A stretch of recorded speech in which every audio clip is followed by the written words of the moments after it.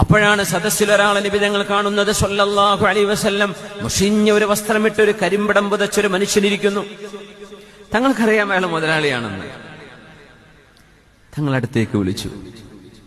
നിങ്ങളുടെ അടുത്ത് പൈസ ഇല്ലേ എന്ന് ചോദിച്ചു. അലക്കമാൽ, സമ്പത്തില്ലേ എന്ന് ചോദിച്ചു. ഉണ്ട് നബിയെ.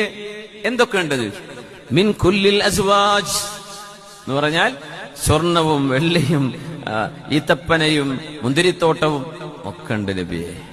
അല്ലാഹ്, എന്നിട്ടാണോ നിങ്ങൾ ഈ കീറി പറഞ്ഞ ഫക്കീറായി നടക്കുന്നത്?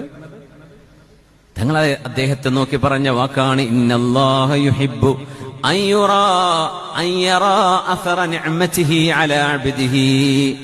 അല്ലാഹു അവന്റെ അടിമക്കൊരു നന്മ ചെയ്താൽ, പൈസ കൊടുത്തിട്ടുണ്ടെങ്കിൽ, മക്കൾക്ക് നല്ല ജോലിയുണ്ട്, അയാൾക്ക് വരുമാനമുണ്ട്, കച്ചവടമുണ്ട്, സമ്പാദ്യമുണ്ട്, സ്വത്തുണ്ട് ഉണ്ടെങ്കിൽ അതിന്റെ അടയാളം ദേഹത്ത് കാണാൻ അല്ലാഹുവിന് ഇഷ്ടമാണ്.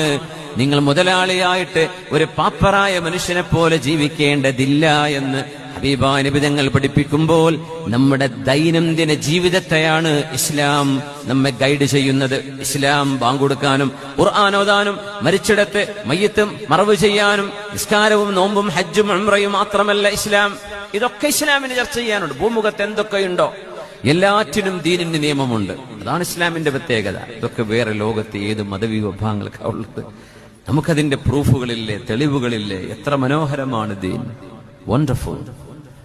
സഹോദരിയൊന്ന് പൊക്കിയിട്ട് ആ 10 പവന്റെ വളയും മാലൊന്നും കാണിച്ചു കൊടുക്കരുത്. അങ്ങനെ ഷോ ഓഫ് ചെയ്യാതിരുന്നാൽ മതി. നിങ്ങൾ കണ്ട് സന്തോഷിച്ചോ, അപ്പൊ ഒരു സന്തോഷം കിട്ടൂല അല്ലെ?